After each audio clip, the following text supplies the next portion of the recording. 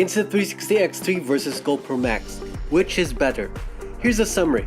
They're both among the best 360 cameras, but in some cases, GoPro Max has better image quality. I also prefer to use GoPro Max in rugged shooting.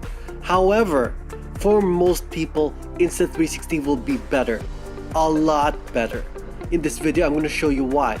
Now, no one paid me to do this video, but Insta360 did send me the X3 to review it, and I bought the GoPro Max myself. I also have affiliate links for both X3 and Max, but my Max affiliate links are useless because it's cheaper to buy a Max directly from GoPro. So I understand if you don't believe my conclusion, but you don't have to take my word for it. I'm going to show you side-by-side sample videos so you can decide for yourself. I'm also going to make sample videos available for download so you can compare them yourself. Let's get started. The first test is stabilization. I wrote down these steps on my electric unicycle. Without stabilization, you can see that the camera shakes a lot. Now let's see how the Max and X3 stabilization perform on this challenging test. And they both perform flawlessly. So I'd say their stabilization performance is a tie. Now you might have noticed that the Max had a completely level background, whereas on the X3, the video tilts up and down to keep me in the middle. We're gonna talk about that difference later on their workflow. By the way, this artifact that you see here is from the dual camera bracket that I was using. You're not gonna see it in ordinary use. Now let's compare video quality. To test video quality, I put the cameras on a tripod and took a video of some text, making sure to match the height of the camera's lenses. Without looking closely, the X3 looks sharper, but actually, the text on the GoPro Max is easier to read, which means it actually has more detail. The fact is that most people don't shoot with a 360 camera like this. Instead, most people shoot with a 360 camera on a selfie stick like this. So we should also compare their image quality when they're held this way with a third-person view. Let's check it out. So here's the GoPro Max. You can see that it's much less detailed than it is in the middle of the lens. Now here's the Insta360 X3. The difference is shocking. But is this difference noticeable in the real world? Let's find out. Here are the Max and the X3 side by side. I graded the Max to match the contrast of the X3. Now if you don't look closely, they look pretty similar. But soon, you'll notice that the X3 looks sharper. And it's not an illusion. The X3 really does have significantly more detail when both are used with a selfie stick to capture a third-person view. Now before you go and jump and get the X3, check out the strange results when I compared them in low light. Here are the Max and the X3 in low light, both of them in auto mode. They look very different, but when I grade the footage, they look much more similar, except for one thing. With colored lights, the Max has a lot of noise. So I tried using manual exposure to force both cameras to use the same ISO and same shutter speed. Again, they looked similar except that the Max gets a lot of noise around colored lights. So for low light, I prefer the X3 for two reasons. First, it looks better to me even without grading. And second, it's better at capturing colored lights. How about you? Which one do you prefer in low light? Let me know in the comments. Now let's compare the Max and the X3 for slow motion. Both the Max and X3 have 60 FPS 360 video modes. For the Max, it's at 3K 60 FPS. For the X3, it's 4K 60 FPS. The X3's 60 FPS mode is far more detailed. So for slow motion, the winner is the X3. So, convinced so far? Well, there's more. This time, let's compare them for dynamic range. Now in standard video mode, Max and X3 have similar dynamic range, but the X3 has another mode called Active HDR. Now it's not just a fancy tone curve with lifted shadows. No, it actually uses some fit subpixels to capture a darker exposure, resulting in a much wider highlight range. Now that sounds too good to be true, so let me show you. Here's a sunny day with very wide dynamic range. Let's see how the Max and X3's Active HDR compare.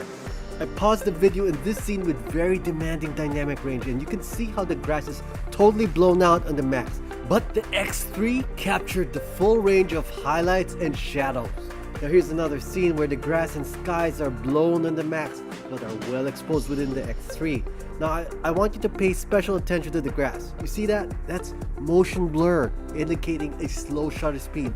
But you also get the brightest highlights of the scene, and I swear I didn't use an ND filter on the X3. This is proof that the X3's active HDR uses two different exposures at the same time and isn't just lifting the shadows. Now you might be wondering, maybe you get better dynamic range with active HDR, but are you giving up something else, like maybe detail? Here you can see the massive difference in highlight range, but what about detail? Well, it turns out that active HDR is more detailed as well. Now I thought it could be just sharpening, so I did another comparison, this time with gopromax sharpening set to high. However, once again, X3's HDR video mode was more detailed. On the other hand, gopromax has better details in deep shadows. Next, we compare the stitching performance. Both the Max and the X3 were able to stitch as close as 1.5 feet away. But the X3 has smoother stitching at the nadir, which is noticeable when you're using them on a selfie stick. Now both Max and X3 also have single lens non-360 modes. On paper, the X3 single lens mode has higher resolution, but Max's single lens mode actually has slightly better detail than the X3's 4K mode. Now interestingly enough, at 60 FPS, X3's single lens mode is sharper than Max, but Max has 360-degree horizon leveling for any single lens mode resolution and at any frame rate, all with no stitching needed. Now X3 can also use 360-degree horizon leveling in single lens mode, but it has to use something called FOV plus mode, which is less detailed and has to be exported. So for single lens mode, it's a clear win for the GoPro Max. But X3 has two other 180-degree modes for which Max has no equivalent. Now, so far, we've been talking about image quality, but for most people, there's something that's going to make an even bigger difference, and that's ease of use. You gotta check this out. Alright, here's one of the clips you saw earlier. I shot this on the GoPro Max. To make it non-360, I have to reposition the video and add keyframes every time the angle changes. Now here I fast forwarded it, but you can see that it's not hard, but it does take some time. Alright, here's the exact same scene shot on the Insta360 X3. I click on this button here that says Deep Track. I drag a square around the subject, check this box, and click on Start Tracking. That's it! I can leave it alone and go grab a snack or watch a football game. Even though the subject looks nothing like the original and keeps changing angles, the AI is smart enough to keep track of it regardless of background and light conditions. Now let's compare the manual keyframing with Insta360's Deep Track. Not only is Insta360's keyframing smoother, but it also keeps the subject in the middle. So easy!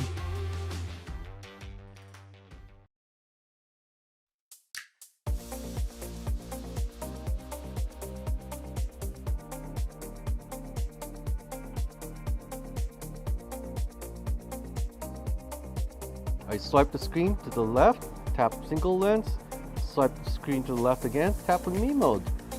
Then I can choose the aspect ratio here if I want portrait or landscape. And I can choose the frame rate up to 60 FPS. And I can choose the projection, whether linear or max view. Now let's say I want a keyframe, then I press this button, switch to 360 mode. Now I'm 360 mode. I want to switch back to single lens mode with me mode. I just press this button. And I'm back to me mode. Now just use a selfie stick and start recording. The video will be stabilized and will have 360 horizon leveling. Now me mode is limited to 1080p, but as you can see, the level of detail is similar to a reframed 5.7K 360 video. And I can shoot it up to 1080p 60 FPS, which looks like a reframed 5.7K 60 FPS 360 video. During post-processing, just select all your me mode videos and hit export. You're done! No keyframing or tracking needed. Now, a while ago, I said that Insta360 X3 has two modes for which Max has no equivalent. Now, the other one is a slow motion me mode.